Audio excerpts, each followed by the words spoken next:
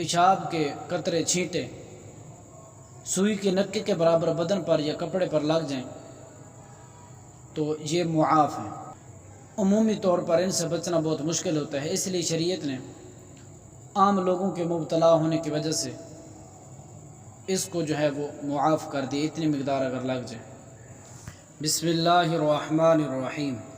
باب الانجاس والطہارت عنہا، یہ باب ہے نجاستوں کے بیان میں اور ان نجاستوں سے پاکی حاصل کرنے کے بیان میں ہے۔ فرماتے ہیں تنقسم النجاست الی قسمین، نجاست منقسم ہوتی ہے، تقسیم ہوتی ہے دو قسموں کی طرف، یعنی کہ نجاست کی دو قسمیں ہیں، غلیظۃ و خفیفۃ۔ پہلی نجاست کی قسم نجاست غلیظہ ہے اور نجاست کی دوسری قسم نجاست خفیفہ ہے۔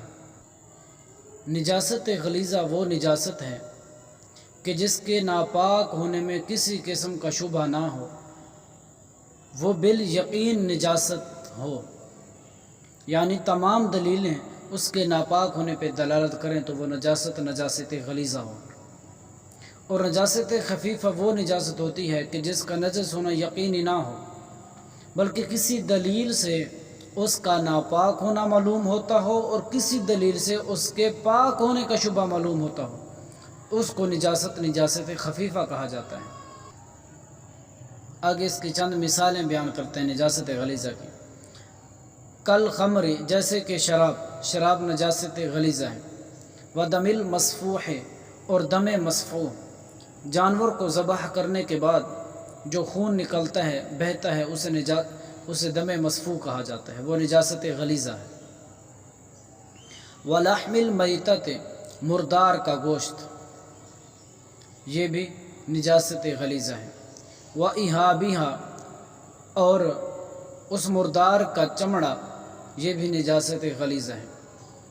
وبول ما لا یؤکل، اور پیشاب ان جانوروں کا کہ جن کا گوشت نہیں کھایا جاتا، ان کا پیشاب بھی نجاست غلیظہ ہے۔ جن جانوروں کا گوشت نہیں کھایا جاتا، جن جانوروں کا گوشت کھانا حرام ہے، ان کا جو پیشاب ہے وہ بھی نجاست غلیظہ میں ہی سے ہے۔ آگے فرماتے ہیں وَنَجْوِ الْقَلْبِ، کتے کا پخانا، یہ بھی نجاست غلیظہ ہے۔ وَرَجِیعِ السِّبَاعِ، درندوں کی لید، یہ بھی نجاست غلیظہ ہے۔ درندہ یعنی کہ جو چیر پھاڑ کر جانور کھانے والے ہیں، اس کا جو گوبر ہے، اس کی جو لید ہے، وہ بھی نجاست غلیظہ ہے۔ وَلُعَابِہا، اور درندوں کا لعاب، تھوک، وہ بھی نجاست غلیظہ ہے۔ وَخَرْعِ الدَّجَاجِ، اور مرغی کی بیٹ، والبط، اور بدخ کی بیٹ، والعوز، اور مرغابی کی بیٹ، یہ بھی نجاست غلیظہ ہے۔ وما ينقض الوضوء بخروجه من بدن الانسان، وہ چیزیں کہ بدن سے نکلنے کی وجہ سے ان سے وضو ٹوٹ جاتا ہے، وہ چیزیں بھی نجاست غلیظہ ہیں۔ یعنی مثال کے طور پر انسان کو اگر چوٹ لگی، خون نکل آیا، تو زہر خون کے اندر اگر سیلان ہو تو وضو ایسے ٹوٹ جاتا ہے، تو یہ بھی نجاست غلیظہ ہے۔ اس کے علاوہ اور بھی کثیر جو ہیں وہ مثالیں ہیں کہ وہ چیز کہ جس کی نکلنے کی وجہ سے کہ وہ بدن سے نکلے، اس سے وضو ٹوٹ جاتا ہے، تو وہ چیز بھی نجاست غلیظہ ہی ہے۔ آگے فرماتے ہیں اما الخفیفہ، تو بہرحال نجاست خفیفہ، اس کی تعریف ہم نے پہلے بیان کر دی ہے۔ آگے اس کی یہاں پہ مثالیں بیان کرتے ہیں۔ فَكَبَوْلِ الْفَرَسِ، پر جس طرح کے گھوڑے کا پیشاب جو ہے یہ نجاست خفیفہ ہے۔ وَكَذَا بَوْلُ مَا يُؤْكَلُ لَحْمُهُ، اس طرح پیشاب ان جانوروں کا جن کا گوشت جو ہے وہ کھایا جاتا ہے، ان کا پیشاب بھی نجاست خفیفہ ہے۔ مثال کے طور پر جس طرح کہ گائے لے لیں، بھینس لے لیں، بکری لے لیں، ظاہر ان کا گوشت کھایا جاتا ہے، تو ان کا جو پیشاب ہے وہ نجاست خفیفہ ہے۔ وَخَرْعُ طَيْرٍ لا یؤکل، اس پرندے کی بیٹ کے جس کا گوشت نہیں کھایا جاتا، وہ بھی نجاست خفیفہ ہے۔ وہ پرندہ کہ جس کا گوشت کھانا حلال نہیں ہے، تو اس کی جو بیٹ ہوگی وہ نجاست خفیفہ ہوگی۔ یہ مسئلہ بیان فرما دیا، نجاست غلیظہ اور نجاست خفیفہ کی تعریف بھی، اور آگے اس کی چند مثالیں بھی بیان کر دی۔ وعفی قدر الدرہم من المغلظۃ، معاف کر دی گئی ہے درہم کی مقدار نجاست غلیظہ سے۔ یعنی اس عبارت کا مطلب یہ ہے کہ اگر نجاست غلیظہ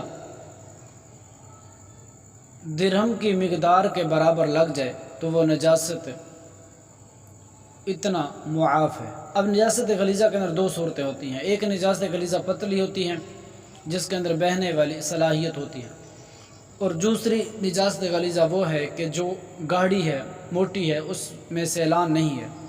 تو ان دونوں کے لیے ایک الگ الگ مسئلہ ہے۔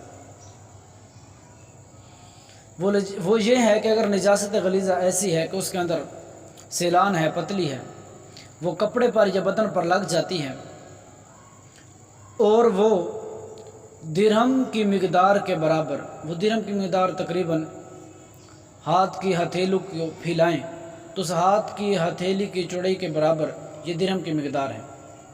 تو اگر اتنی نجاست لگ جائے اس ہتھیلی کی مقدار کے برابر یا اس سے کم، وہ جو نجاست غلیظہ جس کے اندر سیلان ہے، تو اتنا معاف ہے، یعنی اس کو دھوئے بغیر ہی نماز پڑھ سکتا ہے، نماز ہو جائے گی۔ لیکن بہتر یہ ہے کہ دھو لے، بغیر دھوئے نماز نہ پڑھے، یہ اچھا نہیں ہے۔ ہاں اگر اس ہتھیلی کی مقدار سے زیادہ یہ نجاست غلیظہ لگ جائے تو پھر اس کو معاف نہیں ہے، بغیر دھوئے کہ اس کی نماز بالکل ہوگی ہی نہیں۔ اچھا جی، دوسری نجاست وہ ہے کہ جو نجاست غلیظہ ہے اور موٹی ہے، اس میں سیلان نہیں ہے، بہنے والی صلاحیت نہیں ہے، جس کی مثال کے طور پر لے لیں وہ مرغی کی بیٹ، یا اس کے علاوہ اور بھی ہم نے مثالیں دی ہیں۔ تب اگر وہ بدن یا کپڑے پر لگ جائے تب اس کے اندر درہم کی وزن کی مقدار کے برابر اگر وہ لگ جائے تو اتنی معاف ہے، یا اس سے کم لگ جائے تو معاف ہے۔ اگر درہم کے وزن سے زیادہ لگ جائے تو پھر جو ہے وہ معاف نہیں ہے۔ یہ مسئلہ بیان کیا۔ وعفی قدر الدرہم من المغلظۃ، اور معاف کر دی گئی ہے درہم کی مقدار نجاست مغلظہ۔ وما دون ربع الثوب او البدن، اور وہ مقدار جو چوتھائی حصے سے کم لگے کپڑے پر یا بدن پر، نجاست خفیفہ سے معاف ہے۔ یعنی کہ نجاست خفیفہ کی ہم نے مثالیں دی تھی، حلال جانوروں کا پیشاب یا وغیرہ، اس طرح کی مثالیں ہم نے۔ اب نجاست خفیفہ کا حکم یہ ہے کہ وہ جس حصے پہ لگی ہے، بدن پر یا کپڑے پر، تو اگر وہ لگی ہے چوتھائی حصے پر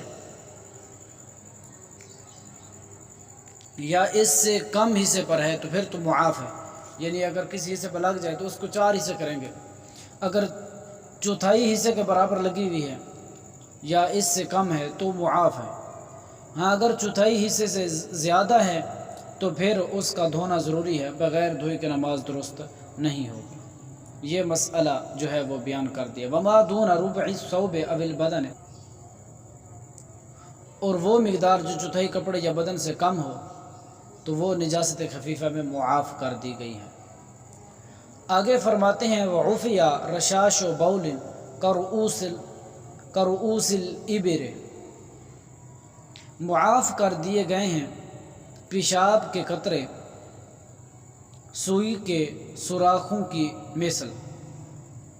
یعنی کہ اگر پیشاب کے قطرے چھینٹے سوئی کے نکے کے برابر بدن پر یا کپڑے پر لگ جائیں تو یہ معاف ہیں۔ عمومی طور پر ان سے بچنا بہت مشکل ہوتا ہے، اس لیے شریعت نے عام لوگوں کے مبتلا ہونے کی وجہ سے اس کو جو ہے وہ معاف کر دی، اتنی مقدار اگر لگ جائے۔ وعفی رشاش بول کرؤوس الابر، معاف کر دی گئی ہیں پیشاب کے قطرے مثل جو سوئی کے نکے کے ہیں، سوئی کے سوراخوں کے برابر ہیں۔